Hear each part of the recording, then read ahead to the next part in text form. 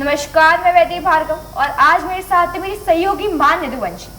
आज हम बात करेंगे देश के सबसे चर्चित मुद्दे पर। तो मान, आपने सुना होगा कि अभी रिसेंटली हमारी दिल्ली सरकार ने 10 साल पुरानी डीजल गाड़ियों पर और 15 साल पुरानी पेट्रोल गाड़ियों पर बैन लगा दिया है। तो ये क्यों किया है? जैसे वेदी आपने बोला कि दिल्ली सरकार ने 10 साल पुरानी डीजल पे और 15 साल पुरानी जो पेट्रोल की गाड़ियां हैं उस पे बैन लगा दिया है। वो इसलिए किया है क्योंकि दिल्ली का जो पॉल्यूशन स्तर है वो बहुत ज़्यादा है। तो पॉल्यूशन को कंट्रोल करने के लिए दिल्ली सरकार ने ये कदम उठाए हैं। अगर आप बोले कि इस तरीके से उन्होंने इनडायरेक्टली उस पर बैन लगाया है। जी बिल्कुल। सरकार ने ये कहा है कि जो भी 10 साल पुराने वाहन होंगे उनको डीजल नहीं मिलेगा और जो 15 साल पुराने होंगे उनको पेट्रोल नहीं मिलेगा। तो सीधी सी बात है कि अगर पेट्रोल और डीजल ही नहीं मिलेगा तो गाड़ियां किस तरीके से चलेगी। जी, आप बिल्कुल एकदम सही बात कह रहे हैं मानसी। ये रिकॉग्नाइज कैसे करेंगे, पहचानेंगे कैसे कि गाड़ी 10 साल पुरानी है या 15 साल पुरानी? विधि इसका एक सिस्टम बनाया है सरकार ने, जो ANPR के थ्रू पता चलेगा। वो गाड़ियों का जो नंबर प्लेट है उसको स्कैन करके पता लगेगा कि गाड़ी कितनी पुरानी है। ANPR का जो फुल फॉर्म होता है वो होता है ऑटोमेटिक नंबर प्लेटिंग रिकॉग्निशन, जिससे ये पता चलेगा कि वाहन कितना पुराना है। और अगर वो 10 साल पुराना होता है तो उसको डीजल सप्लाई नहीं होगी और अगर 15 साल पुराना होगा तो पेट्रोल सप्लाई नहीं होगा। जी मानसी, अभी मानसी हमारे देश में 2 बड़ी दुर्घटनाग्रस्त हुई थी। एक तो हमारी अहमदाबाद में हुई थी और दूसरा केदारनाथ में, जो एक मतलब दिल दहलाने वाली घटनाएं घटित हुई।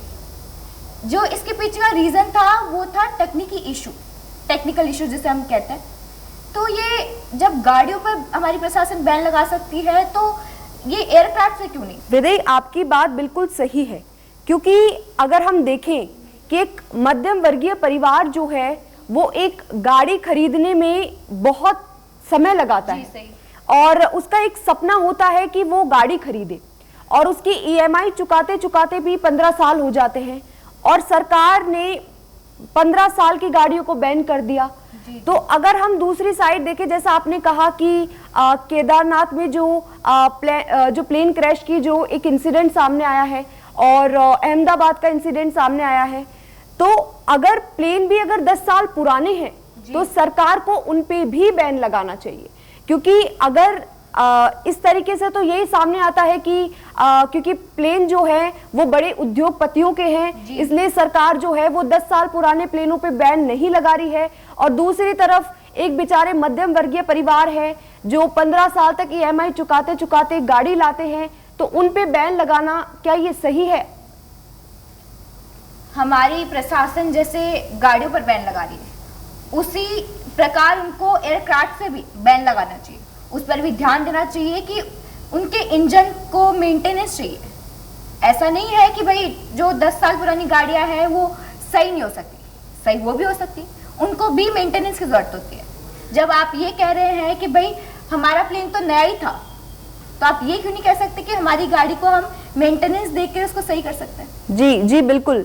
वेदई, एक और चीज सामने आती है कि अगर सरकार ने ये मुद्दा उठाया है कि दिल्ली में उन्होंने जो गाड़ियों पे बैन लगा दिया, 10 साल पुरानी गाड़ी, 15 साल पुरानी गाड़ी, तो अगर एक और चीज सामने आती है कि अहमदाबाद में जो विमान दुर्घटना सामने आई उसके पीछे का कारण भी तकनीकी खराबी बताया गया। जी बिल्कुल सही। तो इस हिसाब से प्रशासन को उधर भी उसको भी ध्यान देना चाहिए और उसे भी बैन करना चाहिए। ऐसे ही चर्चाओं के लिए बने रहिए हमारे साथ। नमस्कार।